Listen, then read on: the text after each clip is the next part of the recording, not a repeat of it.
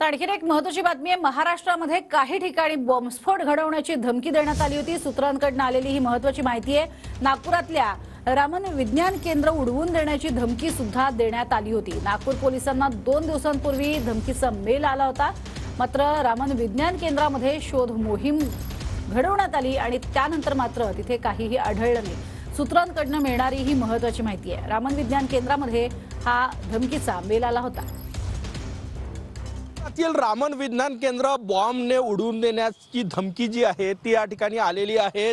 धमकी देणारा mail Raman science केंद्राचे अधिकारी पुल्लीवार यांच्या ईमेल आयडीवर आला। त्यानंतर त्यांच्याच तक्रारीनंतर या संपूर्ण परिसरामध्ये 2 दिवस नागपूर गणेशपेठ पोलिसांनी सर्च ऑपरेशन केलं। 5 जानेवारीला पहाटे 5 वाजता हा स्फोट होईल अशा प्रकारे धमकीचा मेल जो आहे तो या ठिकाणी आला होता। आपण बघू शकतो या ठिकाणी हा संपूर्ण परिसर आहे रामन सायन्स केंद्र आणि या परिसरात दिवसभर शेकडो विद्यार्थी जे आहे ते विदर्भाच्या वेगवेगळ्या भागामधून अभ्यासासाठी येत असतात, अभ्यास दौऱ्यासाठी येत असतात आणि त्यामुळे पोलिसांनी सतर्कता बाळगून 2 दिवस सर्च ऑपरेशन केलं परंतु काहीही आढळलं नाही। त्यामुळे सुटकेचा निश्वास सोडला। परंतु या धमकीच्या मेलनंतर इथली सुरक्षा जी आहे ती सुरक्षा यंत्रणा अलर्ट करण्यात आलेली आहे। आपण बघू शकतो या ठिकाणी 24 तास सुरक्षा रक्षक जे आहे ते या ठिकाणी तैनात असतात। त्यासोबतच संपूर्ण परिसरात लागलेल्या सीसीटीव्ही